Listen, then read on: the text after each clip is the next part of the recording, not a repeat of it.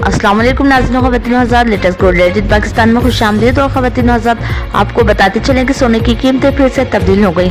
सोने की कीमत ने नया रिकॉर्ड बना डाला। सोने की कीमत में कितनी कमी आई है या फिर हुआ है इजाफा, इससे मुतालिक आपको इस अपडेट में आगाह करेंगे। वीडियो में आगे बढ़ते हैं। तमाम तर नाज़रीन से गुजारिश है कि ग्लोब न्यूज़ उर्दू चैनल को सब्सक्राइब करना मत भूलें, वीडियो को लाइक और शेयर भी करें। और आपको बताते चलें कि सोने की कीमतों के अंदर बड़ी तब्दीली के बाद नया रेट 24 कैरेट के लिए पहुँच गए 1,90,300 रुपए 10 ग्राम के लिए, और फी तोला के लिए 24 कैरेट 2,22,000 रुपए।